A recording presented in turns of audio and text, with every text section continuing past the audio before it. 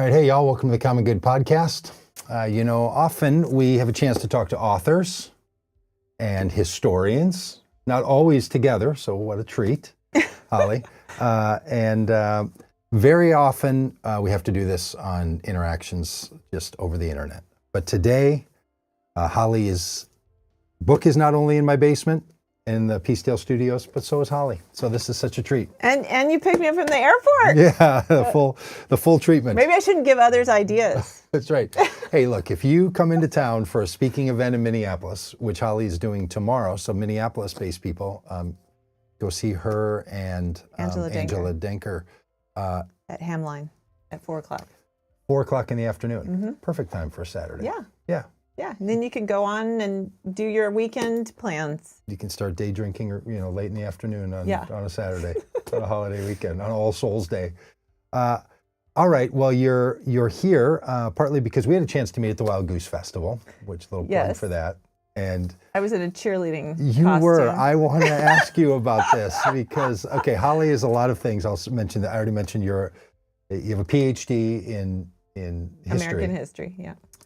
You grew up in Kenya as a missionary. That's right. Missionary kid, not a missionary. Thank you.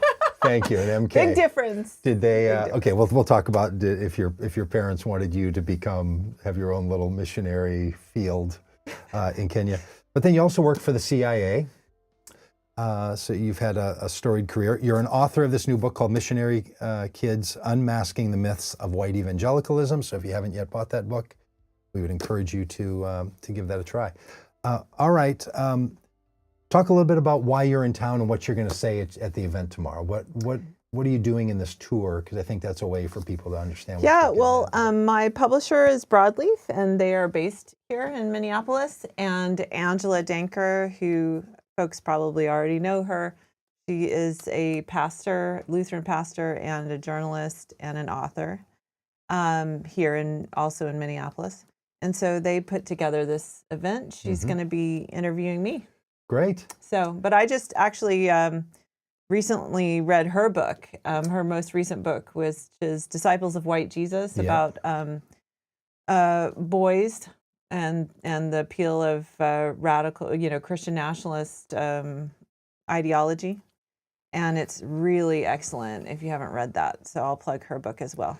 Now, there's a whole set of books, movies, documentaries, people traveling, people on the internet talking about evangelicalism in a way now that I have never seen before. I've tried to help evangelicalism broaden its horizons for a long time. But in a good way, right? I was a part of thank you, yeah.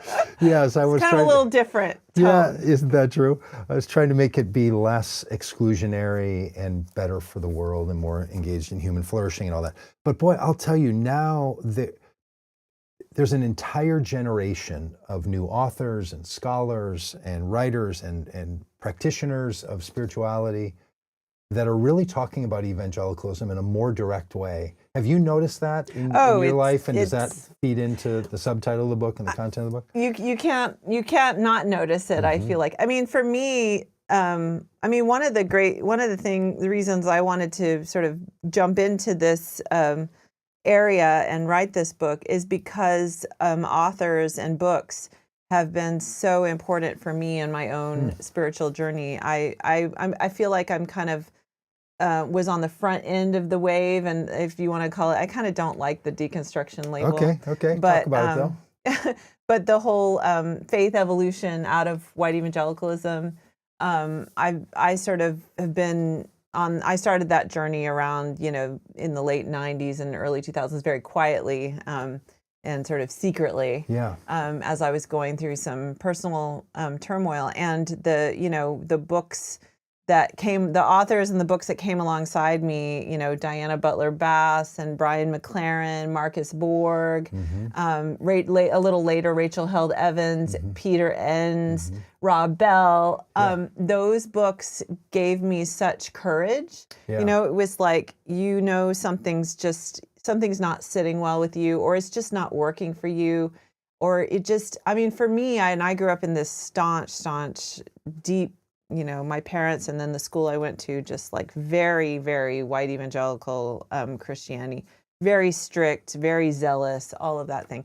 And I never felt like it I always had doubts. I always felt like I didn't really quite fit, but I was so terrified because I believed enough to believe that I was risking hell by doubting or maybe not quite fitting. Okay. And so these books and authors sort of came alongside me and gave me the courage and showed me like there's another whole, there's other forms of Christianity out there around the world, even in America, in history. So I think that's something that was definitely in my mind and heart as I have started writing in this space, is to kind of come alive, give them words for things that they're already feeling and thinking. For me, it was the MK community, just a lot of just things that hurts and things that didn't sit right and things that they sort of were squeamish about, but they couldn't quite put language to it. And I've heard from so many since this book is published that it was able to do that for them. And so I feel that that's kind of that's really a deep honor for me. But I think it's really, the interest has really picked up, obviously, in the last 10 years. Yeah. Because, and not only amongst white evangelicals themselves and the sort of ex-evangelical community, but for the broader community. Because, I mean, I always say to people, like, why are you always hating on white evangelicals? I'm like, well, I would love it if I could just leave them alone and like they do their thing and I do my thing. But when you have 80% propelling an authoritarian movement that is undermining our democracy, that affects all of us living here. And so we all have to at least be somewhat knowledgeable and conversant, I think, with what's going on. And we all need to, address this, I feel like. For people who are in your world, the term MK, Missionary Kids, and PK, Pastor Kid, that's code. Like, people who know what that is sort of let you know what world they're from. That's right. I didn't grow up in religion, but I went to a religious college and I started meeting missionary kids, and they would say, oh, I'm an MK. And there was a whole meaning behind that. And it was, I always found the missionary kids that now are in college among the most interesting. Terribly interesting. That I met, because they did have they had a particular vantage point on religion, like their parents were really in, because they're living in another country for that particular work. But they also didn't see themselves as just American. There was this cross-cultural, and I always felt like the cross-cultural component made these people a little more enlivened in some ways that I found interesting. Was that just the crowd that I was running around with? No, I think that's fair. I think that's true. I mean, of course, there's a variety of spectrum of people. Even in the interviews I did over 80 long, in-depth interviews with MKs. And there's everyone from like hardcore atheists to people that are still very much in the white evangelical frame. And then there are I know some MKs who would be all the way into the MAGA version of Christianity, although I don't know many like that, honestly. A few. And I think there's their sort of devotion to America. Like, I grew up very proud to be an American, and but it was more the idea of America versus the place and the culture, That's why in this moment I feel like I'm so energized is the wrong word, because I'm also just heartbroken. But I'm realizing how much faith I have had in democracy and America as the beacon of democracy. And I grew up having that sense as well. I grew up in a nation that was struggling to become a democracy. And then towards the end, during the Cold War, unfortunately, the U.S., of course, enabled their dictator because he was pro-American and anti-Soviet. This is in Kenya. In Kenya, Daniel Arap Moi. But by the time I graduated high school, the Cold War had ended, and then the American pressure on him to democratize began. And so they had their first multi-party election the year I graduated high school, as in no small part as a result of pressure from the United States, because he had been a client of the United States in the Cold War era, and then it's ended, and it's like, hey, buddy, party's over. And the United States had an attitude then that they wanted to see nations to become more democratized. Absolutely. I don't think that's the case any longer. I don't think that's the stance of the United States of America currently. Not currently, but when I worked for the CIA, that was one of the, I've gotten on some questions over the last few days at some speaking engagements I've done about just like, you're sort of critiquing the missionary imperialist mindset here, but then you worked for the CIA, and it's like, well, in the era I worked for the CIA, American policy in Africa was, the American interest in Africa was not incongruent with the best, supporting democracy. It was in the best interest of Africa as well. And that was important to me. When I went to work there, I did it not just out of love and service it was in service to democracy. And I felt that the U.S. government during the years, and I served, under 4 presidents. So what years were you at the CIA? 2006 until December. So, and, other than Donald Trump, I served under Donald Trump his first term, but the other 3 of them, U.S. policy in Africa there was the counterterrorism thing, but even that could be connected to security, democracy, stability, economic growth, because the terrorism in Africa is so devastating for Africans. Mali has now just, as of this week, been fully taken over by Al-Qaeda. Oh, is that right? And there was a time around 2010 that Mali was on a very good path to democracy, and now that's been destroyed. So even the counterterrorism stuff, which, there's some uncomfortable tactics used, drones, et cetera, et cetera. But I felt like the goal, at least in Africa, was, and in strong partnership with African partners as well, that the interests were the same. So I've really come to realize how much my faith and my identity is not so much in like the culture of America or the place or the sort of like the way Christian nationalists talk about America. I can't identify it, because to me the whole thing is the idea of America and the liberal democracy, and as an idea. There's an attitude that some people have that if their religion they grew up with didn't serve them very well, they really just need to leave it. Right? And I totally get that. I know a lot of people who are that way. They can't work to improve it. They don't want to try to transcend it and include it. That's not what they're going to do. But from your book, it seems like you're trying to do that. Like there's still something for you in the Christian narrative that you understood that's related to Jesus and to the world and to human flourishing, and that you still want, like you're still hopeful that there's something from that faith. And this book is sort of a call for people not just to leave and be okay with leaving, because that's a big genre of books, and we promote those and hope people, if they find those helpful, will read those books and follow that path if that's their thing. But that's also not everybody. Some people are trying to be like, I don't know, could we make this a little better? Yeah. Well, I almost consider, so now I go to a mainline. I'm a Methodist, so I just loved this particular church. Although now I'm kind of getting more into the Methodism thing. It's actually my second time as a Methodist, although 20 years ago I was briefly a Methodist at a Methodist church, but it was back when the Methodists weren't quite as progressive, so it wasn't the huge jump. Okay. But our family made a very big jump externally that had been sort of in our hearts for a long time.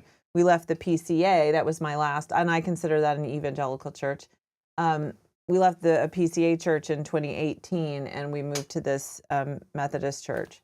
And was that in part due to inclusion of LGBTQ plus people in the church? Yes, that was an issue. And then I grew up Southern Baptist, and even as a hardcore, again, at least externally Southern Baptist, I never was accepting of the barring women from leadership. Right. That was never palatable to me. I'm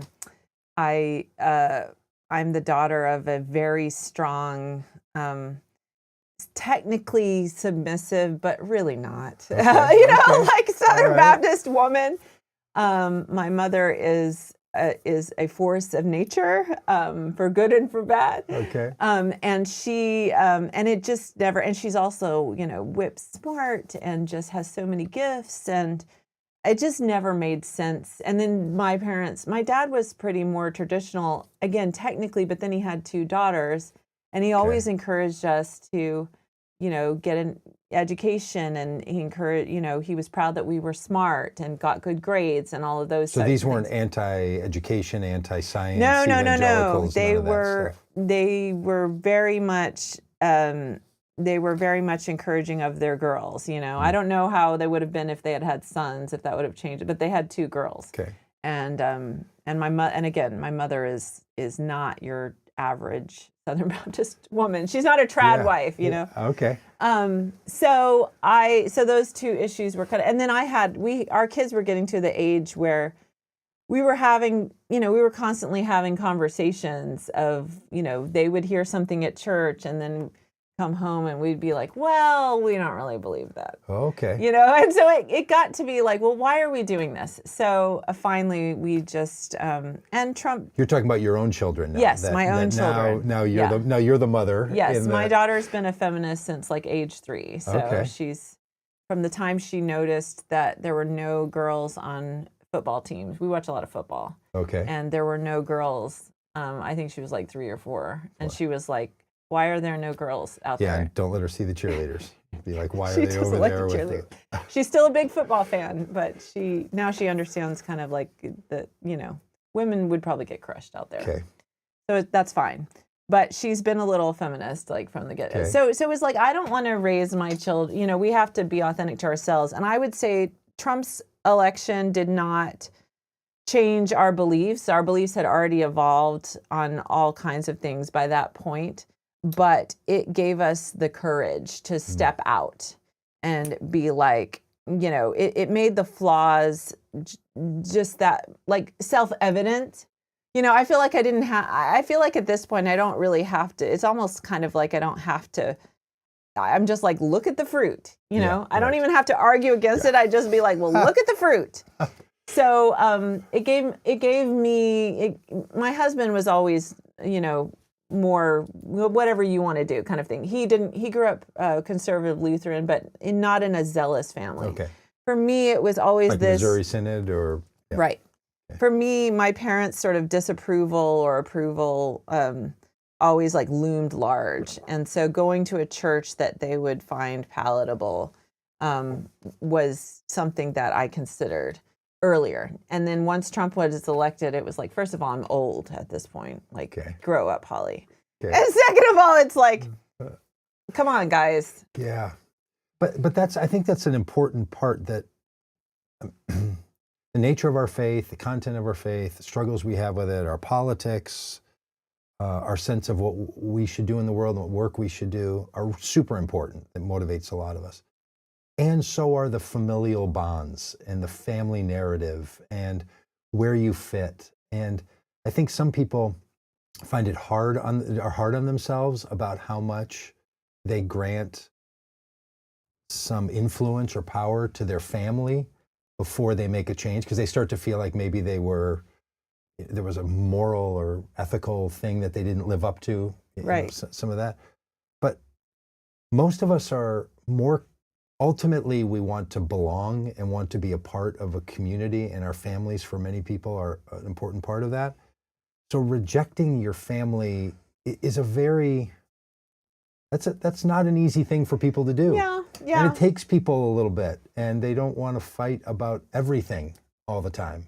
Right. Do you feel that there's just yeah, again, in the Trump era, I've kind of run out had of enough. Yeah, I mean, I'm still, I still have a relationship with my parents, but I wouldn't say that I'm seeking their, I mean, they're not happy about this book. I can tell you that. So I'm definitely not seeking their approval for anything that I do, and yeah. So it's not something that. I mean, I don't go out of my way to disrespect them, but I can't live like that anymore, especially when they've chosen to, follow a movement that I consider extremely dangerous and toxic for not just for the church, but for all of us as Americans and beyond. Yeah. Like USAID, that killed me. Oh, the destruction of USAID. I grew up seeing the USAID bags. They had a huge famine in East Africa in the mid-'80s. You may remember all those pictures of this. So I saw, Kenya wasn't as badly affected, but it was affected. And you see the USAID trucks and the bags coming in, and you see what that means to people, Literally life-saving. And now they're empty. And hundreds of thousands of people have already died. Yes. And many more will. And we are always attuned to pointing out the devastation that Donald Trump brings to this country and to the world. And frankly, he said the other day something to the notion of, I think it was about SNAP benefits. Look, we've always wanted to get rid of the Democratic programs. And for a whole group of people in that world, USAID, SNAP, WIC. Caring about people. It's just caring. It's not a Democratic program. It's just caring about Democratic programs that they want to get rid of. That really is the motivation for USAID. They see the USAID folks, and even in the government, they weren't, the government, as a former Fed, I can tell you, the culture of the federal government really is apolitical. Like, really is. We really are not political in terms of at work. Of course, we have our own views, but it really doesn't. We're really there to try to serve the policy of whoever's in charge. What you have with the Trump administration is that the policies are actually counter to, and I got a little bit of this in the first term, but they're actually counter to longstanding U.S. priorities and interests. And I think now it's to the point where it's counter to the Constitution and American values, which puts federal workers in a terrible. But even in the federal government, the USAID, they were always the ones, the bleeding hearts, the bleeding hearts, right, the do-gooders. Yeah, I was in so many policy meetings, and I so admired them. I really did. But you could always count on the USAID folks to bring up the sort of squishy, bleeding heart. Impacts of whatever it is you were talking about, which is needed. You need that, though. So I spent just a little bit of time around federal employees and stuff, and I know what you're describing, because every industry, every business has a culture. A culture where some groups look very highly on others or look down on others. There's always a thing. The military is famous for this. The police forces are famous for this. We actually see it happening right now between ICE and Border Patrol. Oh, yeah. There's huge rifts, and the way Border Patrol is talked about is really demeaned, and ICE thinks they're So this is a real thing in the world, and it's a real thing in politics. I've never had a chance to ask a CIA person this. How do people think of the CIA? Like if you're in the room, what are people like? Oh, we got the spooks, or we've got the. How do they talk about CIA? I know how we think of ourselves. We're pretty. So, okay, first of all, the CIA broadly houses two very different cultures. Okay. The analytic cadre, which was me, which is kind of the bookworm, nerds. The book smarts people. And then you got the street smarts people, which are the operations. They're the ones recruiting the assets. And then there's various other. But basically, you've got people, there's other directorates as well, but you've basically got your operations and your analysis. Those are the two functions. Broadly speaking, those are the two. And then there's a very small covert action, but it's a very small. The CIA doesn't actually do a lot of that in reality. Most of the CIA. They do in the movies. Yeah, that's all they do in the movies. And most of the work the CIA does is just collecting intelligence through human sources, so recruiting and managing human sources. And as part of that, there's some technical collection, although NSA does more of the technical collection. And then you have analyzing that information and writing and briefing policymakers. So the analytic cadre is the go-between the policymakers and the collectors. Okay. And the cultures of the collectors and the analysts are very different. They're kind of the cowboy, and frankly, they're more. I don't know how they're feeling now because it's just so crazy now. But in the first term, they were kind of feeling Trump a little bit. They could kind of. There's definitely more MAGA sympathy in the operations side of the house because they're kind of the, they're tough. I mean, and it's a very. There's a number, I don't know what the gender parity is now, but the culture is very male, okay. And that's been a problem that they've tried and are still not completely succeeding in going yes. The analytic side of the house is, the book nerds, the people that will raise, they're pretty sort of academic-y, we sit around and talk about the language we use in our analysis to see if it's like, we're always, rooting out anything that's racially tinged, like that kind of thing. Sure. But in a good way, like not in an over the top way. And we are, and there's a lot more gender parity and gender equality in the analytic cadre as well. So those are two different cultures. Then you go to the IC. CIA certainly thinks we're the best. Yeah. I mean, we're the first, and the preeminent intelligence agency in the community. We primarily, First meaning you've been around the longest, Yeah. or first meaning like it's the first one that we've been around the longest. So most important. CIA was founded in 1947, coming out of World War II, the Office of OSS, Office of Security and anyway, I can't remember what that means. But it was the intelligence, really World War II, there was not really a national intelligence service until World War II. Okay. And then intelligence played a huge role. I mean, there was intelligence in other respects, but not on that level. And then actually the British really helped the Americans pioneer our own intelligence service. In World War II. So then coming out of World War II to make it permanent, that was the CIA. Okay. And then, there's many other intelligence agencies now and components of other agencies that devote to intelligence. But we have, we're the elite. Okay. That's I don't know what they think of us, but we are the elite. And from the analytics side, we're the ones that write most of the president's daily brief. There's a book every day that goes to the president, and the current president isn't that interested in it, but most presidents are that go. It's like I think it depends on the day, but it's maybe like 7 articles a day that are heavily scrutinized and curated and all of that. So our CIA analysts, write most of that. Did you ever write anything in the presidential brief?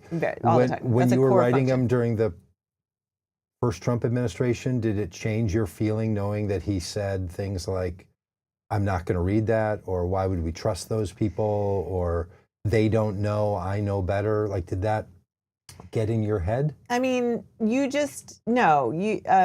Now it's having a bigger impact of what I've heard. Again, I'm not there anymore, so. In the first term, especially working on Africa, it was more benign neglect. Okay. It was more pernicious interference on issues like Russia. That was a big one because, he is functionally kind of an asset of Russia. I don't think he's actually recruited because I don't think that they would want to manage him. He's a disaster, but he was a volunteer, not a recruit. They definitely manipulate him, and he's definitely been very useful to their agenda. And so that's a counterintelligence risk, and to have the president of the United States be a counterintelligence risk is like unprecedented, to say the least. And then to be realected is just it's mind blowing. Do you miss that world?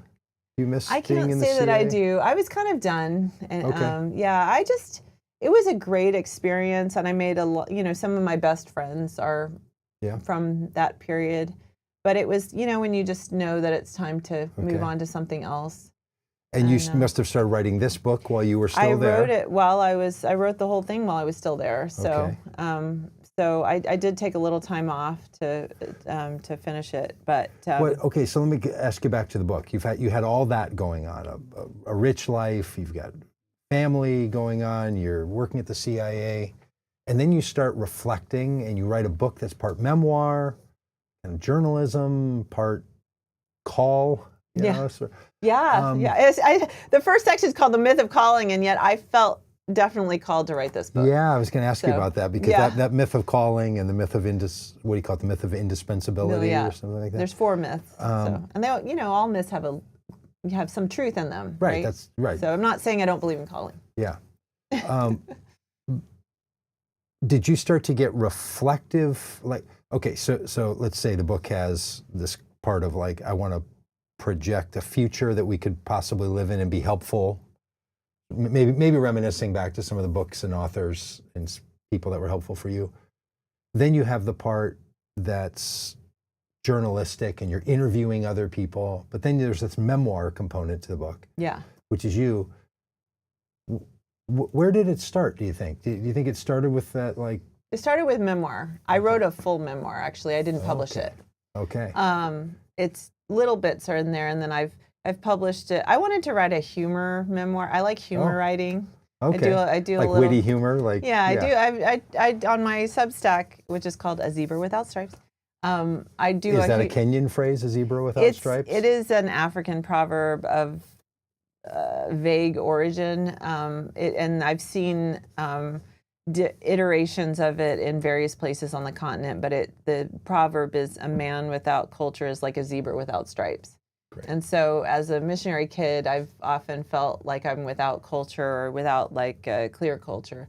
But then I feel like in this time that we're in, a lot of people can relate to that because they've lost a tribe that they thought was theirs. They feel alienated, or just feeling alienated from this like, what is this country we're living in? So I feel like it has people. I think the MK experience has a lot that people now can relate to. Mm-hmm. But yeah, no, it started with some memoir. I wanted to write like a humor memoir, and there was some really. I've put some of the chapters on my Substack as over the years. But right, can we pause there? Because I want to ask you this. Do you have a reputation at the CIA of being like the funny, witty one? Okay, I'm picking up on that now. Yeah, I was actually, I was a little bit of a nightmare to manage. Okay. Yeah, I'm kind of spunky. But you were there for 19 years. Yeah. And so you had a lot of supervisors that at your going away party all said, well. I think they thought that for sure. And and frankly, I don't blame them, because certainly by the end, the last couple of years, when you kind of just, your spirit is telling you to move on, and you're wrestling with that. And so you have these sort of, you have these you have outbursts of various kinds. And I don't mean that necessarily in a literal sense, but you have instances where what is sort of deep in your soul kind of flume up to the surface. Yeah. So anyway, there was some of that, I would say. But I'm a spunky lady, and I never got into trouble. But I speak my mind. I've always spoken my mind, and sometimes that's difficult for managers to. Okay, I do want to get back to the memoir part. I'm just wondering if you sometimes feel like you had your mom as your guide in that way. To be spunky and outspoken inside of a system that didn't reward you for that, and you're like, you found a place to. Yeah, I have a lot of conflict with my parents, and a lot of differences with my parents, and frankly, given that I went to boarding school so young, not the closest relationship with my parents, but I definitely see them in me, and I definitely. I think a lot of things that I've done, they've given me a lot of things, both I think genetically and just how I was raised, and the example that they set, that maybe I've done some things with some different things than what they would have chosen with it. Yeah. But they gave me the tools. Okay. You know what I'm saying? Yeah, like they gave me. So I definitely see, but they're both pretty. Yeah. They're both very strong personalities. And the book is full of witty. I mean, I feel like it is. Do you feel like it is? Do you feel like your wit I would came have out? liked more, but I'm told people have said that, and I appreciate them saying that. But you're like, oh, there's a whole lot more. But it's, you have a stand-up it's routine heavy. you're working on? You working on a little? I prefer writing. You know, Okay. I do make parody videos. I have a YouTube channel. Oh. I make parody videos. Can you share the YouTube channel, or do you like to Yeah, keep it's just that under my separate name, from Holly you? Berkley Fletcher. Okay. Yeah, if you go to my website, which is A Zebra Without Stripes, you can see all of my different things that I do. I also do art, so it's all there. Okay. Yeah. All right. Yeah. Okay, so it's part memoir, and then you wanted to be journalistic, or did you feel like the book demanded that you broaden the experience of what a missionary kid was experiencing as a lens into where we are now? Yes. Which I think is what you're doing with those interviews. Did you feel like that was important for the book? Did you feel like you just like talking to other people about it? Well, I did. Like, I did like that. I got really addicted to it. At the beginning, it was kind of like, if I'm going to publish something, because memoir is hard to sell, to be frank. Unless you're super famous. Yeah, Right. which I am definitely Yes.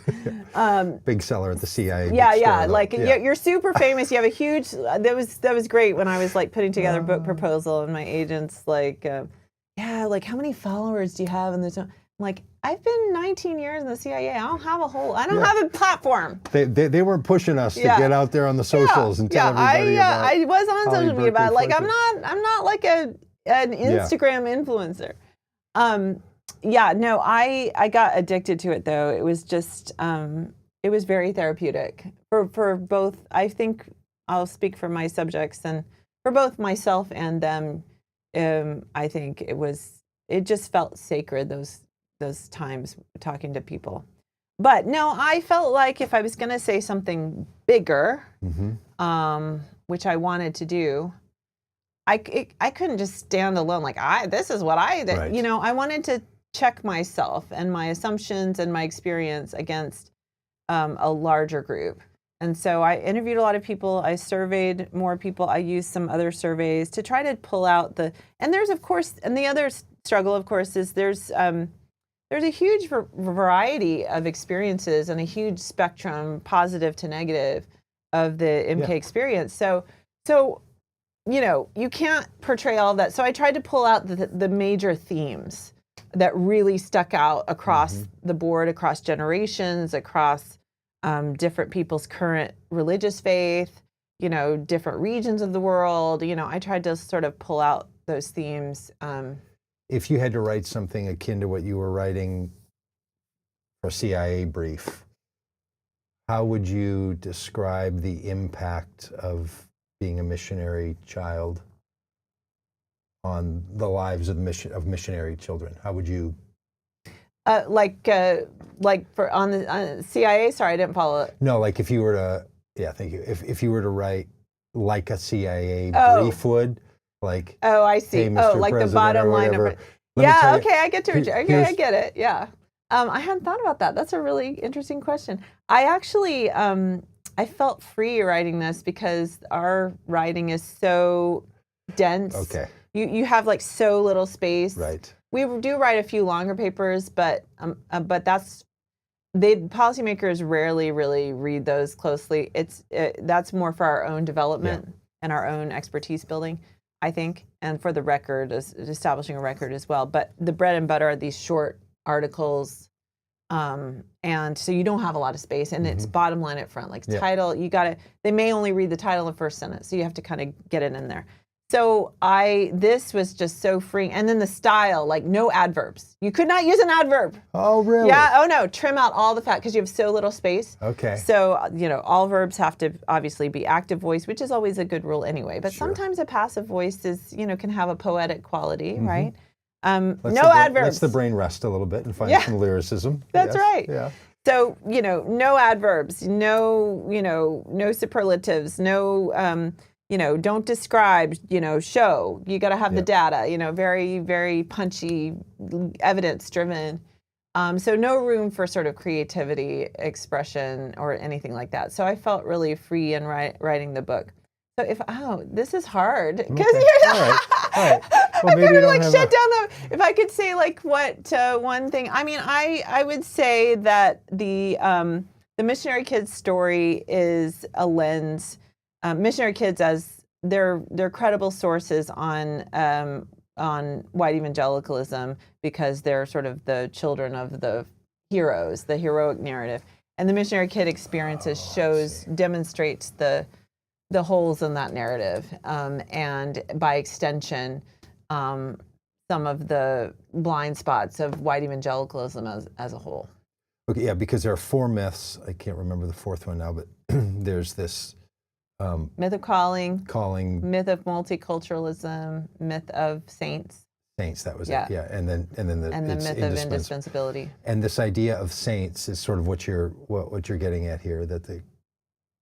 Yes, so that's one of the themes that comes out really clearly, and all of these myths are rooted in sort of thematic, broad themes in all of these stories that I heard, pulling out kind of the things that people described, or the things that they sort of noticed or made them squirm, even if they were like true believers. Some of the things that kind of made them squirm or pained them, things like that. So the saints one, yes, we all had the experience of our parents being kind of spiritual rock stars.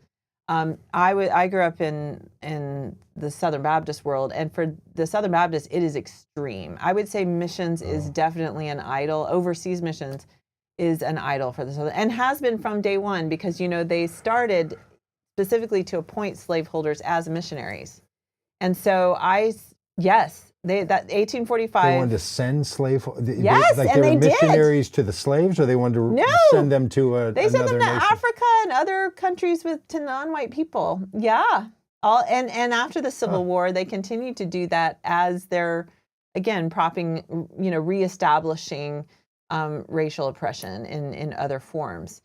So this, for missions for the Southern Baptists, have always been this kind of heroic narrative that's grafted on top of this deep shame, and a distraction from that. Interesting. Yeah, and so in Southern Baptist world, I think in white evangelicalism writ large, missions and missionaries are kind of a big deal, and the missionary calling and the missionary story are, loom large for people. But for the Southern Baptists, it's on a whole nother level. Basically, all of Southern Baptist life ultimately swirls around missions. That's their whole reason to be.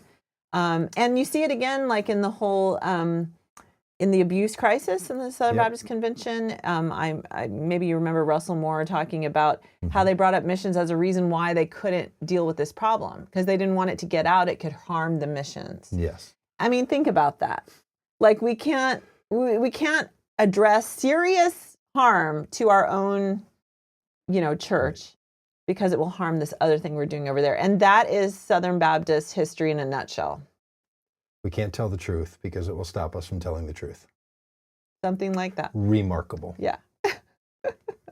Something like that. I think someone should come up with a truth will set you free. It's not funny about that. So yes, we all of us though grew up on both sides of the equation. In the American church, we would come and they would just sort of stars in their eyes. Missions week would happen. You speak. You hear your parents talked about as if they're like on another whole realm. And then what I didn't like that as a child, but also I really didn't like how we were treated by Kenyans. They were like deferred to everywhere we went. We were special. We visited church, usher up to the front, and they'll scrounge together some gifts for us and things like that. So on both sides of the equation, it's like your missionaries are not really treated like peers, and I don't think that that's healthy. And that narrative of saints, which goes way, way back in the 19th century, I read a lot of missionary stories and novels and fiction. I'm a 19th century historian, so I definitely wanted to go back into and by the way, there's no worse writing than 19th century, like sentimental, like penny, low quality fiction. Excellent. It's like so dripping and saccharine. It's really terrible. So anyway, they had lots of missionary stories like that in the 19th century in particular. And it masks it's a real accountability problem because it masks, a lot of abusive people hide in that narrative. And then on top of that, there's legal holes in there's sort of jurisdictional gaps, and there's like some real legal structural problems that makes accountability hard in missions. So that section details, stories of abuse and why that's prevalent. That's been prevalent. And I guess if you were just describing what happens in that one, albeit highly praised and attention gaining part of the religious community, that would be one thing. But these myths that you describe actually don't only describe the missionary setting.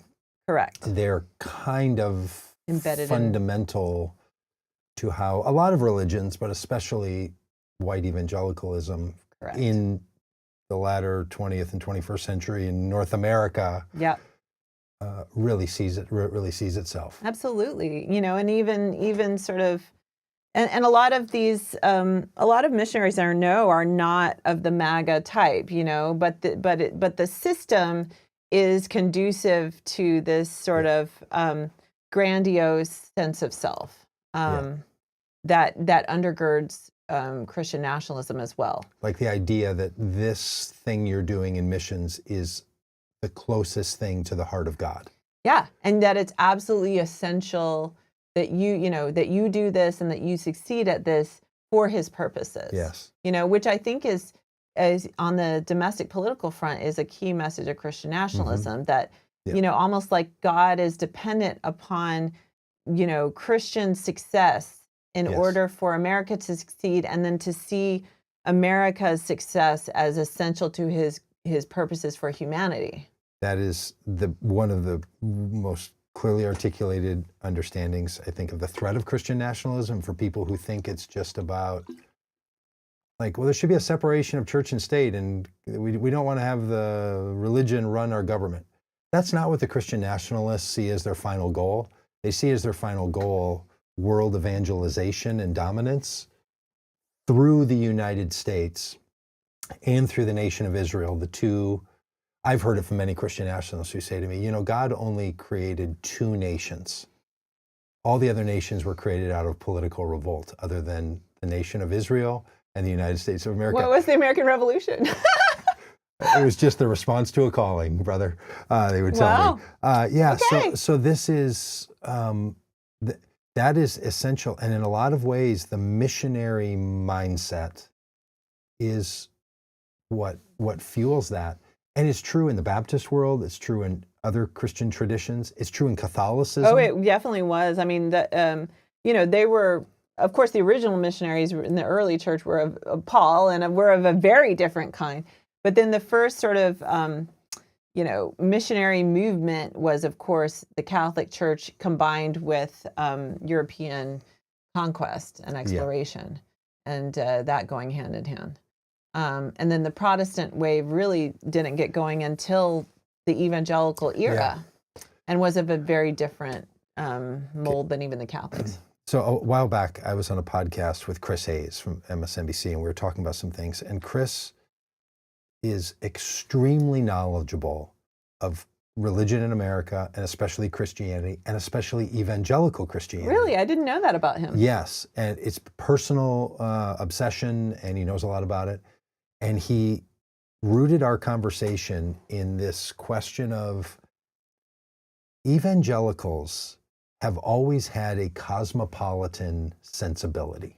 He uses cosmopolitan in meaning they go places. They send missionaries. They get people back. They're cross-cultural. They're engaged in, they're not ethnocentric.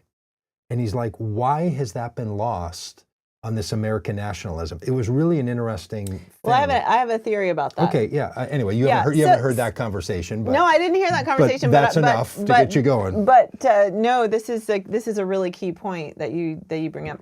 So early in my research, I read this book by a historian that I just was with yesterday at Stanford, actually, David Hollinger, called Protestants Abroad.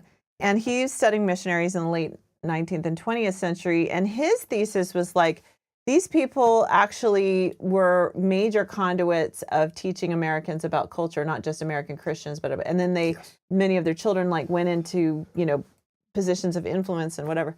And I read his book and it really confused me because it's like I can't relate to this at all, And then it's like, of course you can't, because these were liberal Christians. Yes. And what came later, they eventually phased out and ceded the ground to evangelicals. Yeah.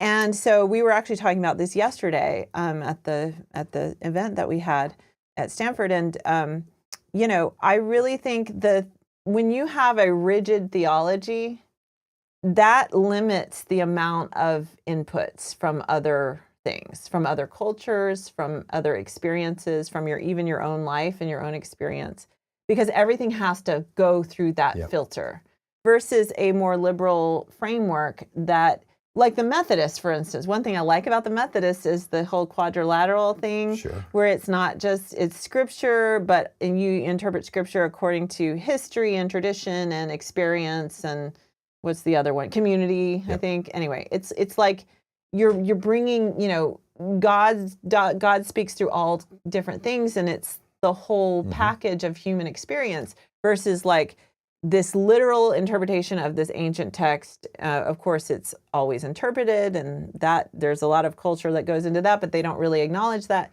And everything has to be shoved into that box, right?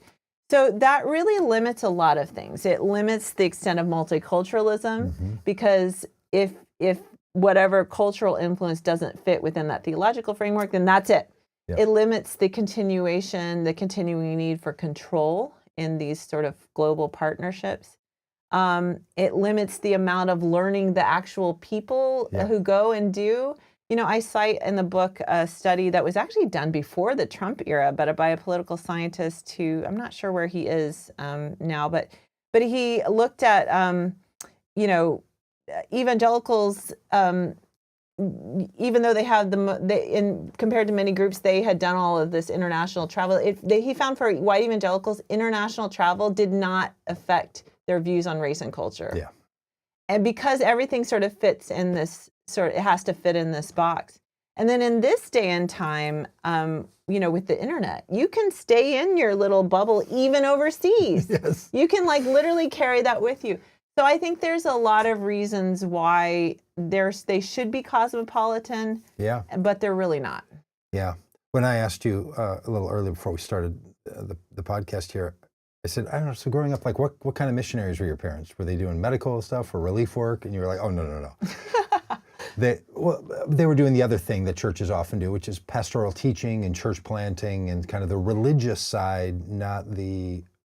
They did education too. They taught high school for a time. My mother taught it for a longer time than my dad. But do you think that has anything to do with it, like the international engagement of religious communities who are doing education or establishing medical systems or building infrastructure for care? Do you think that's different missionary kid or missionary experience than, which is what, a lot of the, what we would call now the more mainline traditions and more liberal traditions, even though even our most liberal traditions in the United States are still 50% conservatives, but they would maybe start a church, but they were also doing those other things. Do you think that's the same experience, or did you interview people in the book for whom that was their experience? Because I don't remember. Yeah, so evangelicals do a lot of that type of work as well. I think the framing of it, again, theologically is different, and also how they prioritize it vis-a-vis evangelism or church planting. So for evangelicals, those things are means to an end versus the end in itself. There it is. Yeah. And so, so that's on the ground, it could look similar. Yeah. Although I would say that the sort of product is measured differently. Like if you start a project and really the goal is to evangelize community, the actual success of the project itself maybe is not as highly prioritized. Maybe. But on the ground it could look the same. But in the minds of the people doing it, and then the culture in the context in which it's being done here in America, of the supporters and the churches supporting that, it's a very different mindset, right? Again, you're there. I think, evangelicals are very convinced that they've got the answers. They have everything. They have all the answers. There's an inherent superiority, whether or not they sort of acknowledge that or not. You're arriving with this inherent, superiority. Like, we have something you don't have that you need. Let us tell you how you're wrong. I mean, that's kind of it, right? Yeah. And I think that even if, and I know many evangelicals who work very hard at sort of being humble and humbling, but it's always there and running in the background. So if you can't conceive of, like, you could be wrong, and by the way, I mean, this is the thing that kind of blows my mind. White evangelicalism has been wrong, like so wrong, like catastrophically wrong. Pretty good at being wrong. On many occasions. Yep. And it's really baffling to me how they could continue on in this sense of, like, we're the ones that are right. Yeah, about the most important things. Yeah. When it's like, that's the historical record does not speak well for you, friends. Yeah. Yeah. That is, boy, there was something right there about that. When I first got into Christianity, the group that I was in with, and the missions people, were really into the 1040 window. Oh, yeah, that's a big thing. Okay, so that's this area that they said was unreached. Unreached. And so it was like a lot of conversation about reaching the unreached people's groups. And I don't know, there were lists of them somewhere. The Joshua Project. There it is. They enumerate all the different people groups. And when you, as I did, because I wasn't raised in this stuff, had no family heritage in it, I was just sort of like, what are we talking about? Yeah. When you push into it, you're like, oh, this is finishing the to-do list so that something else will come. And then we would argue theologically about what the something else was. Can Jesus come back before everybody's reached or not? And then it gets into eschatology and all of that kind of business. So it was always layered religiously, even with some task accomplishment. Did you sense that deeply, and do you think that's still, because I feel like the evangelical Christians now that are part of MAGA Christianity and the Christian nationalist thing, and that are hot and heavy on that particular aspect, they really feel like we're coming to the close here. Yeah, they do. Like they've been talking about the end of times or whatever for a long time, and they're like, this is it. And there's a lot of people who support Donald Trump because they think no matter what else, there's something bigger going on, and he's rounding us. He's helping us round third, and we're heading home here. Heading home. Yeah, definitely. So the whole 1040 window really got going in like the 90s, and has, and it's not. I think has had some. It's had some positive and some negative influence in the missions world. On the positive side, I think, for instance, the Southern Baptists, it was in the 1990s that they started sort of pulling out of or reapportioning their personnel and resources. Like, for instance, Sub-Saharan Africa, you do not need any more. They are so devout. Yeah. I mean, they are like they're not even Christian, just evangelical Christian.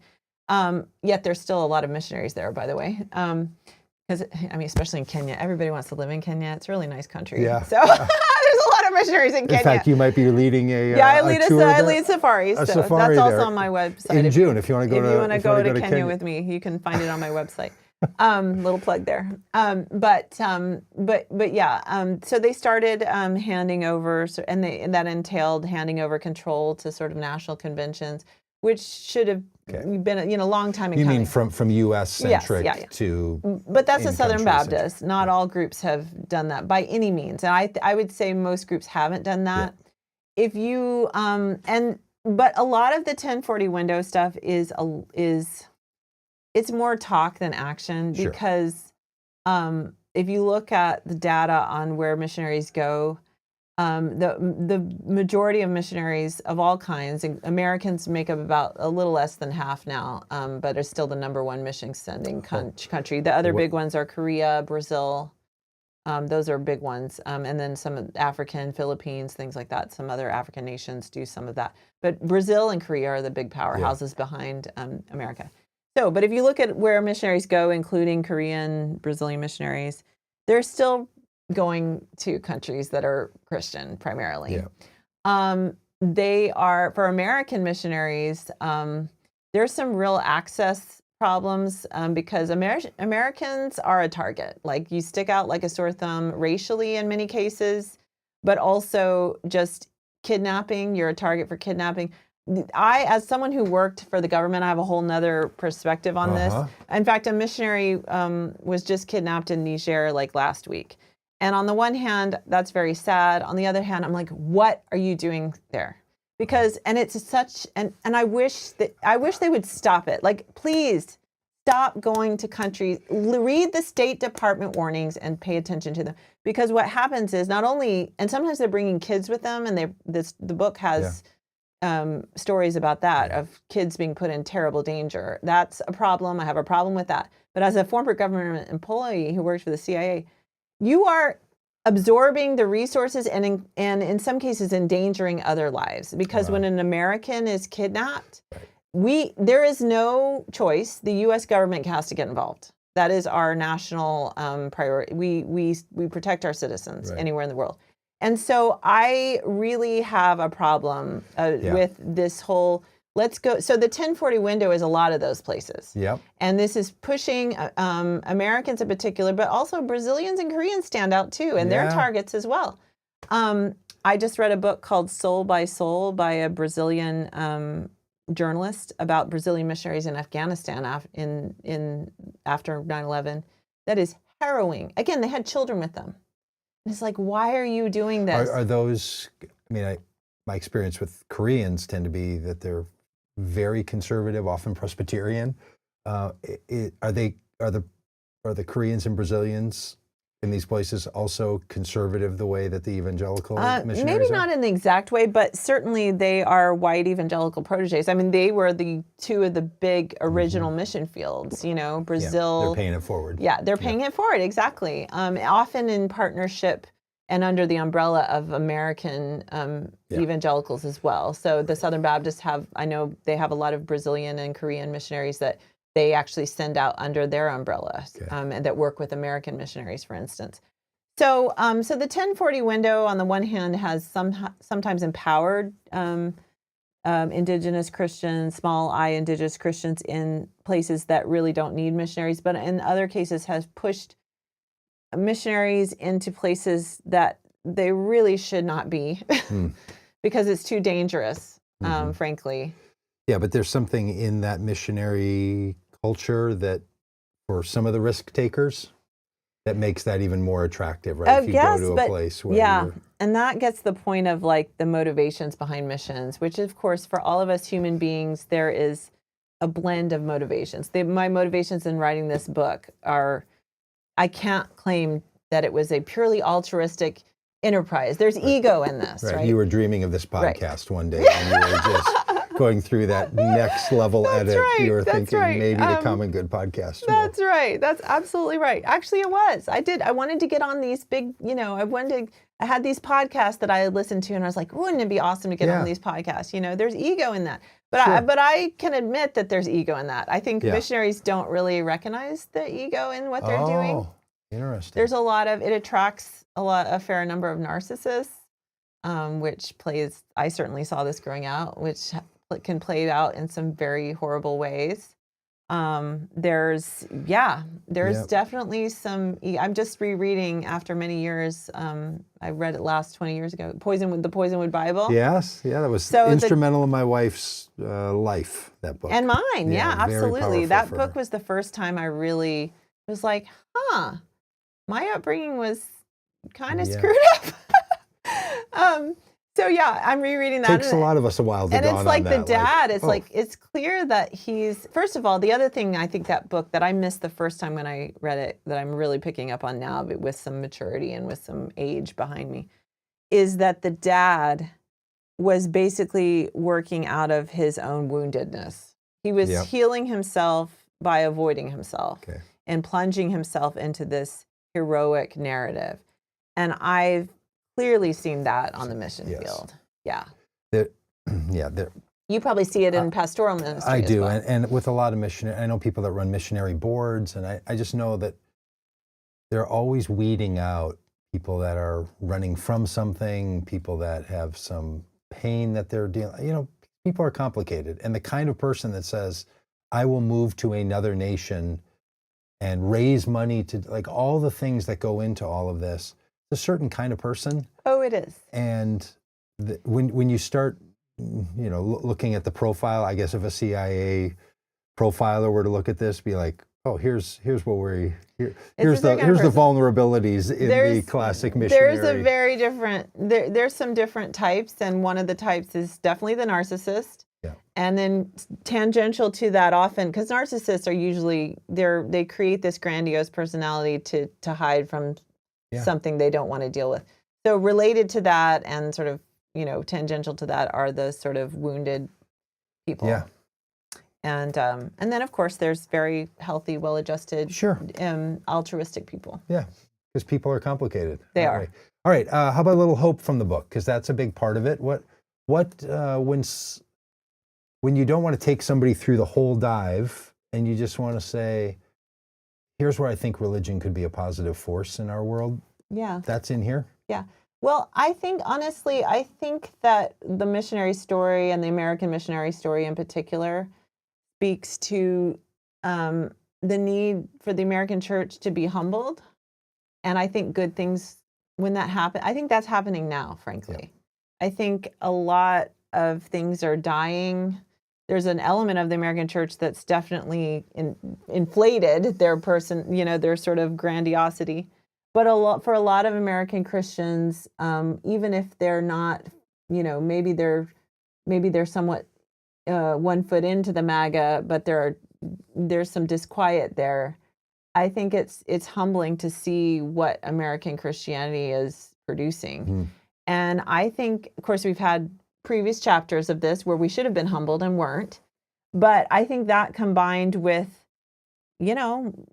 religion is in decline in America. There's across the board. There's no question about that. And I think that's, for something to be born, something else has to die first, right? And so I think the sort of transition of the missionary story away from the American hero model is it's really good for the American church, which deeply needs to be humbled. And then I think it's empowering for global Christians who really need to, I think, will grow in their faith away from with less American influence, and we'll see what they can do with things. So, do you have time for one more question about a previous time in your life? Of course. Because Heather Cox Richardson will not come on my podcast. Oh, really? I've never asked her. Oh, well, you should. Yeah, it can't hurt but to ask. But that's why. Because I've never asked her. That's my theory. Is it can't hurt to ask. So we have a scholar of 19th. Yeah, century. I read her. So my mind is kind of blown by Heather Cox Richardson's trajectory, because I read her stuff in the 1990s, and she was just your average boring history professor. And now she's like history professor as a rock star. Yes, still might be. She's just, her topic is on fire. Yeah. I think it's the way the public health people felt in 2020. Also, we're just doing public health, and now we're... But she also wasn't necessarily, she was a 19th century kind of socialist historian. It wasn't even directly connected. She wasn't talking now. She wasn't really authoritarianism or, that kind of thing. So anyway, it's interesting. But I'm a fan. She has found her footing. But we don't need her here because we have another 3 named person, Holly Berkley Fletcher. I'm not as good a historian as she is. But you can be today. What's the thing you and the people who've done the work you've done know that feeds into what we're all experiencing now that we might not access so eeasily? Well, I tell you what, it's not just my career in American history, which was, relatively brief. I've spent way longer as an intelligence intelligence analyst than I did as an academic American historian. But both of them combined, the story of America. And then as I've studied many, struggling African, democracies, either developing democracies or countries in autocracy, it's strong institutions do not grow on trees. Okay. And you cannot, basically, strong institutions derive from trust in within a society, but then trust in, everybody there's sort of a collective action component where enough people in a society agree to play by the rules, certain rules of the game. We're all going to play this game, and these are the rules, and there's a collective action that requires a lot of trust in each other, and to build institutions which then perform the function of mediating between different interests in society. And the amazing thing about America is, and obviously our history has been very fraught, but the development of institutions that mediate in a pluralistic democracy. And, I think one thing that people who don't study American history may not realize, because we're so focused on the evil and, travesty of slavery, is just how radical the American Revolution was at the time. The American Revolution, both politically and socially, and then the Great Awakening religiously, was an attack on hierarchy. It started the dismantling of hierarchy that was the birth of the concept of individual rights as citizens. And so that took a long time to play out. But that was what it started, right? And then the building of institutions in order to not just guarantee the majority wins, but to protect minority elements. And at the beginning, it was just between white men of different kinds, but then that spun out into more and more things. And so institutions, the building of these institutions in order to protect individuals' rights, minority rights, and to mediate between people of very different interests in society, is the basis of liberal democracy. And what I see, the miracle of America is this: we sort of stumbled into this system, and scrabbled together enough trust to build, start building this system. It built over hundreds of years. And then I've seen America try to come alongside these developing democracies, and it all comes down to institutions. And it's so hard to build institutions. And so when I see us as a nation squandering those and wrecking those institutions at will, it is incredible. This is not an uplifting message. I'm sorry, but to me it strikes at, both as a historian, it upsets me, and then as someone who knows Africa very well and who desperately wants liberal democracy to take deeper root in Africa, because that will lead to to human thriving. It's the only system we've discovered that leads to human thriving. It is very, very distressing, I have to say. I'm sure you could name the people in the 19th century, early 20th century who were opposed to the institutionalization of a nation. I'm sure there were people. In my lifetime, the libertarian movement and a Ronald Reagan movement that basically said, the most dangerous word you can hear is, I'm from the government and I'm here to help, that kind of thing, right? Anti-government, anti-institution movement that gets. But a lot of that with Reagan, I think. I mean, I'm not denying that with Reagan, but there was more rhetoric than. Very much, but he was using that rhetoric to pull that side, the John Birch Society part of the crowd in, right? Absolutely. We have just almost ceded the ground to that idea in this country, and no politician that I know of currently or in a very long time has spoken about the need to create institutions in order to allow people to thrive in freedom. Yeah, that's the reason we have government. Yes. And if all men were angels, according to Madison, remember, that's the quote, we wouldn't need a government. Yeah, we need the complex system to care for all of this. Yeah. But that doesn't feel like it's in the parlance of the American people currently. I just But heard. can it be there without somebody championing it and becoming, because what I hear from a lot of politicians, there's a whole movement that's just like, well, here's the problem. The problem are the billionaires, or the problem are the autocrats, or the problem are being like, take the power away from those people and give it to these people is not the same as build a structure in which we all can live and don't have to be afraid and can thrive, and like build something, not just rearrange the people who are somehow ripping you off in its rigged system. Yeah. And both sides of the political party, It's true. the thing they have in common is they talk about the rigged system, Mm-hmm. and I just find it fully uninspiring. I think it's... Well, it's more than that. It's dangerous because, again, the basis of institutions and ultimately a liberal democracy is social trust. And so Yes. both of those messages erode social trust.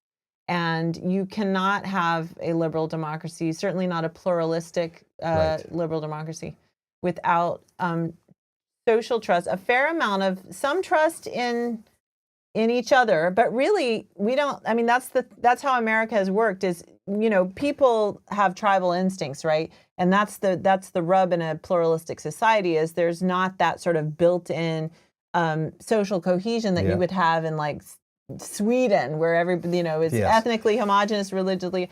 You know, Small. we have never, you know, we have long been a pluralistic, and based on the individual. That's one reason why the individual is so key in American culture, is because we are a pluralistic, and there's not clear social Yes. cohesion on other terms, right? And so our institutions have been what we have all trusted to mediate between that. And so when you tear down the institutions, and the sad thing is, now we're at the point where some of the narratives about the institutions, you know, are kind of true now, because the institutions have been so like I Sure. really cringed. So For it doesn't instance, make them good just because Yeah. they're institutions. They have to be institutions that are doing good. Sure. yeah, well, they're various ones of them are compromised, and so therefore I'm losing Yes. trust in them, and I'm a huge believer in institutions. Like the Supreme Court's a great example. Great example. When people bash the Roberts Court, on the one hand, I'm like, well, yeah, like I understand this narrative, or they talk about packing the court, you know, and you've definitely got at least two like hardcore partisans, if not more, on the court. That are just like off the. I mean, Yeah. Alito and Thomas are just like round the bend. I Right. think that's clear. And then the others are. It's not. You know, some of them are. I don't know what's going on with them. Like, you know, I would have thought more of John Roberts than some of his recent decisions. So on the one hand, I get it, and I'm just like, yes, this court is not good. You know, this is not helpful, and we need a good Supreme Court. But on the other hand, I'm like, you know, like, do you want to keep pulling that string? Because then at the end of the day, like, what's going to be left? We've got to have a Supreme Court. Yes, and it has to be better, and it's been this bad before. So It has been. That is true. Yeah, That is true. So I want to pull on that thread for you as a historian of 19th century. Between what you described as sort of the founding of the hierarchical and the we the people institutionalism, we had a civil war. Oh yeah. Now, granted, it lasted a college It was degree very period bad, or though. a term of a president. Very, very bad. It was the rending and almost the end of the nation. And it's 600,000 deaths. Unthinkable. And yet, trust was rebuilt. It was, but here's the problem with Okay. with that. It was rebuilt. So there's one of my favorite books from graduate school is David Blight's Race and Reunion. Okay. And he talks about this tension of reconciliation and justice. And so, yes, trust was rebuilt by throwing the Black people under the bus. Yeah. Now, you could argue, you know, I'm not making this argument to be clear, but you could argue that the nation, to be a whole nation, again, they were going to have to be thrown under the bus for a time. Like you do one thing at a time, you know, kind of thing.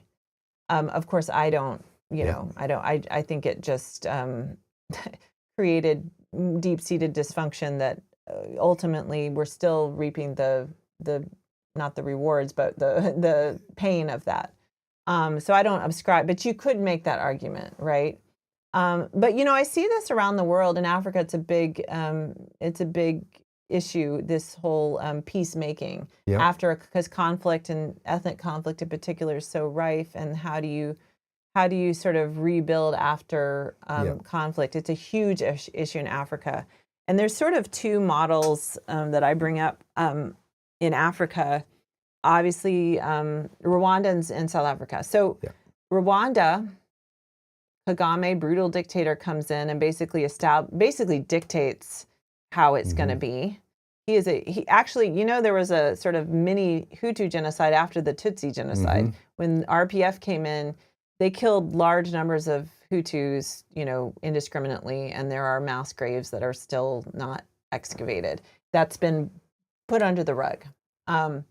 And you can go to Rwanda now, and you will be given a story of, and it looks great. Yeah.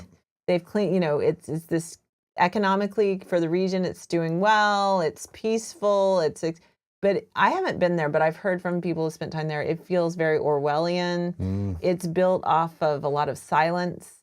It's built off a lot of lies. Again, nobody's talking about what the RPF did. Nobody's talking about his brutal suppression of dissent and his killing of dissidents and so on and so forth. So it's reconciliation, is it? Question mark? Yeah, right. And what's going to happen now? He's getting kind of long in the tooth. I don't think he's that old, but I think he's in his 70s.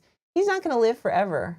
Who's going to come next? And whoever does come next is not going to be the genius that he's a brilliant guy. They're not going to be a Paul Kagame. And then what happens, right? Yep.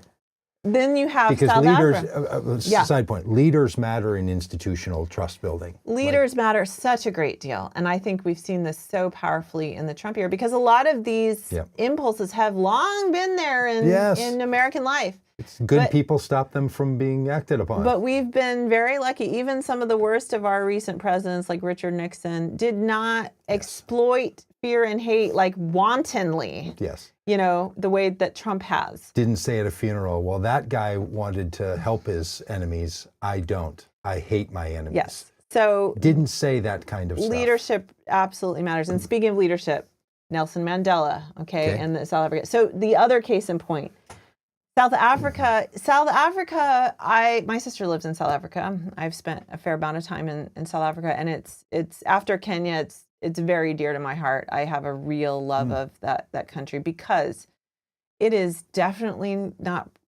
perfect. It is broken in many ways. But compared to what it could be, it is a miracle. It is a miracle country.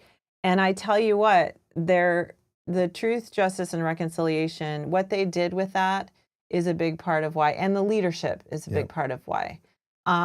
Because what they did is they painstakingly recorded the truth, and they offered some amnesty. Some people still went to jail, but if they would come and speak the truth and really repent. Nelson Mandela was not a particularly religious man, but of course his partner in all this was Desmond Tutu. He was a huge. So there was a Christian influence on the process, no doubt about it. And they've created this extensive archive that does not, and it's not one-sided. They made Winnie Mandela come before the commission and testify. And the testimony is heart-wrenching because she was fairly intransigent. She and her little gang did some terrible things, including the murdering an innocent 14-year-old boy.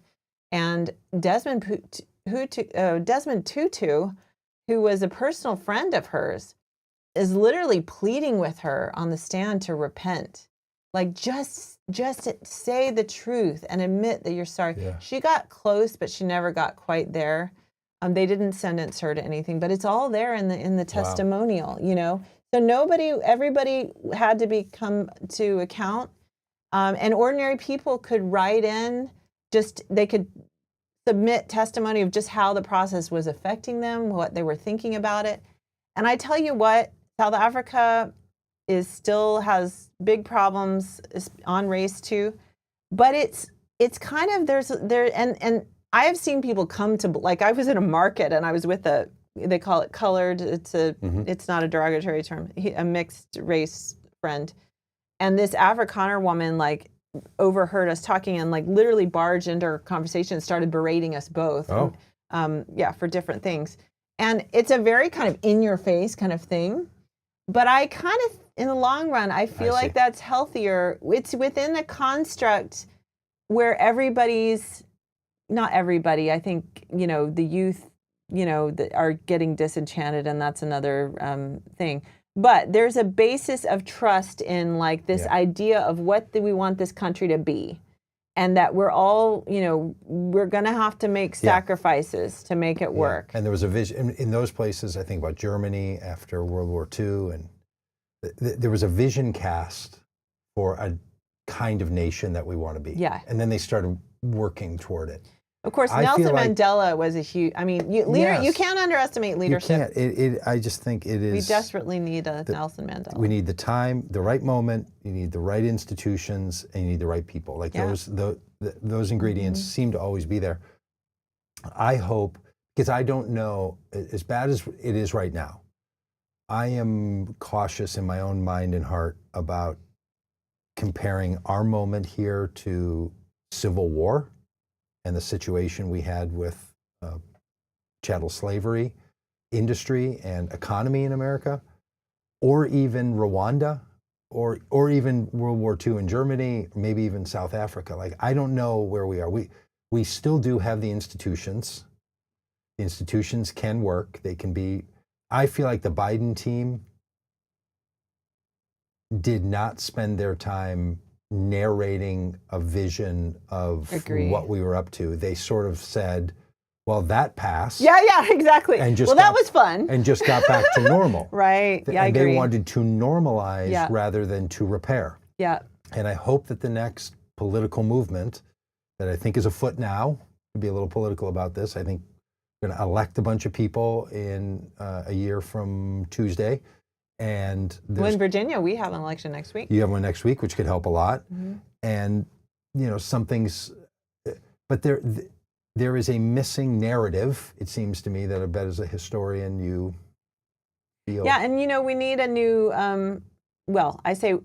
white Christians need a new Christian narrative. Absolutely. I think the black church, and, we were talking earlier, there's some issues there as well, but historically, the black church has had a narrative, an inspiring gospel-centered narrative that is, inclusive and uplifting and all of those good things that, Jesus' teachings are. But white Christians need, they're not going to, they need it to be in white form. I hate to say that. Yeah, no, I think. But I grew up being told like, they're Christians, but, Yeah, and dominant religions in any society, religion functions differently than minority religion. Yeah, that's true. So wherever that's inevitable. It plays a different role. Yes. And so we have to take seriously and not ask the dominant religion to behave like the minority religion, because it doesn't have the same function. So there's a lot to do. And so I hope, as people are leaving religion and leaving their trust in democracy, two separate things that sometimes are happening at the same time. Yeah, I think they're related somewhat. That we don't leave religion in America only to the most extreme people. Yeah. Because if we let the squatters take over, the history of the United States is still tied to dominant religious narratives. Yeah. We may have less people who have religious narrative as their personal identity, but it runs deep in this country. And we have we're talking 60, 72, 90 months, maybe 120 months, 10 years, going to make a huge difference in the life of this country. We're not going to be post-religion in the next 120 months. It's not going to happen. So, I think religion of some kind. We need religion to be better. Yes, yeah. Because there's nothing worse than bad religion. I think there's no more destructive thing, right? I mean, it's because like bad sushi. It's basically because you're basically you're adding a supercharge to already toxic human tendencies. And I do think that human beings, even as religion has declined in the sort of Western world, the developed world, there's still this human need to explain our existence. There's these deep human needs. And so I feel like there's always going to be some kind of draw to something, bigger like that. Yep. And it better be good, because That's right. if it is not, it just makes all of our worst tendencies terrible. I say, when people ask me why am I still a Christian, because I do have, my faith is, in evolution, and I've changed a lot of beliefs over the years, and I have a lot of disillusionment, and I have a lot of doubt and all of that. But I said, well, to be honest, like there's a small amount of spite in that. Like, it's like, Oh, well, yeah. damn it, they can't have this. Yes. It's like a little kid. Oh, 100%. And they don't really care about that doll, but then this other little kid comes and takes their doll, and they're Yeah. like, then they Yeah. become like beast It's mode. not yours. Like, Yeah. that's murder. So that's I think that's like, totally it. you can't have that. Yes. So there's some spite involved in why I'm still a Christian, and why and I feel like I need to be part of this reimagining Yeah. of whatever white Christianity is going to be. Yeah, I think that's why I like you so much. Hey, do you do personality inventories of yourself? Do you do that kind of stuff? I'm a big Myers-Briggs. Okay. I haven't gotten into the Enneagram. You haven't done Enneagram? So I've taken something. I don't think it explains me that well. Okay. Whereas the Myers-Briggs like totally nails me. You're what? Do you want to take an it? INTJ? Do you want? Is that your guess? Or an ISTJ? An I, really? I don't think you are. So in the Myers-Briggs, for people that don't know, it's extrovert or introvert is Yeah. the question. It's a sensor or intuitive. Yeah. And it's a judger or perceiver. Yeah. And then it's Well, a it's thinker or a feeler. Yeah, thinker, feeler, and then judge or perceiver. So the thinker, feeler's the. Yeah, no, I'm an ENFJ. ENFJ. I'm very strong on the first two. Actually, ENF, very strong. And then the J is, Yeah. I'm kind of a disorganized J. Yeah. Or like I'm an aspirational J. Yeah. You can J function. Yeah, Some it's moments. not. It's not. But you don't know your pretty. Myers-Briggs. I'm No. sorry. You don't know your No, Enneagram. I don't. Do you have any theories? Uh, Look, what is the deal with progressive Christians and the Enneagram? Because people are obsessed with it, and it's like, Well- is that like when you become a progressive Christian, do you get like an Enneagram like orientation or Yeah, something? Because I haven't gotten that yet. Yeah, I could send you through a quick orientation this afternoon to get you your full bona fides now that you're at a Methodist church. And they have the wings, the different wings. Yeah, no, don't know. I think it's because the spiritual side of the Enneagram, the Enneagram narrative likes to root itself back to what's even called the 7 deadly sins. In fact, there used to be I didn't know that. There used to be 9. Fascinating. Like the 9 types of the Enneagram. Yeah. And the deadly sins were not terrible things you would do. They were the struggles that humanity has. What are the 9 struggles? Okay. And we all struggle with all 9 of them. Yeah. But there's a besetting one. There's one that sits in thorn in the flesh kind of thing. in each type. So the 7 deadly struggles, the 7 things that. But then people in the Enneagram are like, but actually it's that deepest struggle you have that serves to save you. Your struggle. Well, didn't Paul said that? That's very Pauline. Your struggle is your savior. So this is the part of the reason So why Paul is the author of the Enneagram. Apostle Paul. I think he, along with a lot of the other spiritual mystics. Look, if you take the Apostle Paul as a spiritual mystic and not as a letter-writing authoritarian, it changes the whole ball. Really? Oh man. Do you have a book on that? I don't. But I Maybe have you lots of thoughts over a Leinenkugel about that. Yeah. But other people have written a bunch about it. But anyway, that's why people are into it, and it's just okay. one I of didn't those know that. ways. I didn't know I that. feel like the Myers-Briggs is like if you look at a couch, the Myers-Briggs measures the width. The Enneagram maybe measures the depth of the cushions. Okay. The disc, whatever, measures the height. Something else measures the color. They're all just describing a different thing, a different aspect of you. So they're not in competition. They're not better than each other. But some people are like, I just need to make sure that couch isn't too deep because I've got short legs. And if I sit back at the cushion, my legs are dangling. And somebody else is like, I just need that couch to be long enough. So we pick a likable personality. Well, I mean, I think all of these none of them are like nailed, but they're all tools of self-discovery and awareness, which is important. They tell the you other something one else. I like, I can't remember the name of it, but it basically takes the 10 personality disorders, that reminds me of the 7. Oh. But it takes the 10 personality disorders, and you get a score on each one. So the theory of it is that, and this one, whatever it is, the name I can't remember, is actually really preferred by actual psychologists and social scientists versus like they hate the Myers-Briggs kind of thing. Yeah. But it's basically a theory is that, personality disorder is a spectrum, and we're all on some element of the spectrum of everyone, and so you can have a score on each of the personality disorders. Oh yeah. And it's not so like MMP. dramatic is like a mild form of like histrionic, whatever. Yeah, great. Okay. I like but I that. love all that stuff. All right, one more for anybody. If anybody's listening or watching this long, they are deep insiders.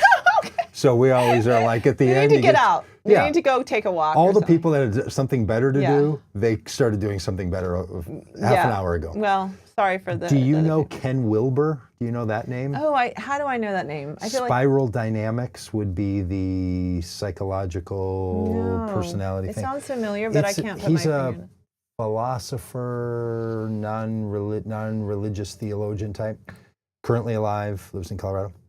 But anyway, his thing is called spiral dynamics. It uses colors.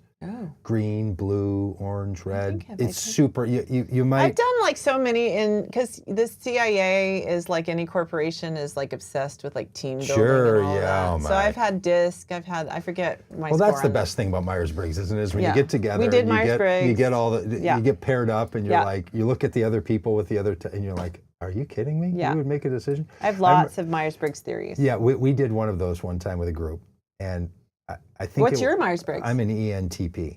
Okay. And I think we were in with the ENs or something, or the Ns maybe together. I can't remember. But we were in two groups, and we were given a weekend with an unlimited budget to do anything we wanted and to have any like a team building experience to do anything we want, no cost limits, do whatever you want, go.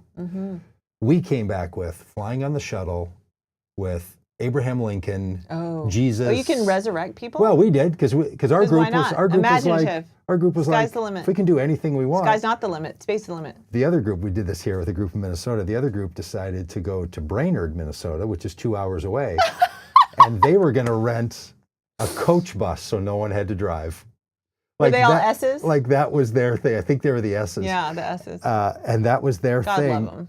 That they were like, and when they heard ours, they were like, that's so ridiculous. You can't have a dead person. Like, and we were like, we had one chance to make up something for fun.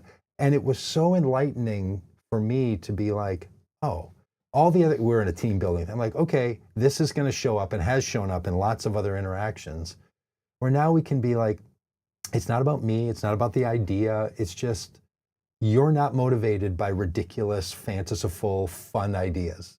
You are motivated. Yeah. You're not going to spend your time, even fake time. They're practical. They're practical. They're practical, and the thing that kills me, and what I need the S's is like the detail oriented. Like I'm like such a big picture person. I get overwhelmed. I'm such a like I get logistics are my are my Achilles heel. Like managing details and things, especially if when you have children and it's multiple people, then you're adding, and I just get like overwhelmed really easily. I like ideas. I like thinking big thoughts and all that kind of thing. Okay, so what would be surprising for some people, I bet, when they hear you say that is, but then you earned a PhD, you taught at a university. Yeah, it's big picture stuff. Though. You a lot of thinking. Worked at the CIA in connecting dots. People tend to think those are the people that have their act together, that get a lot done. Oh, I do.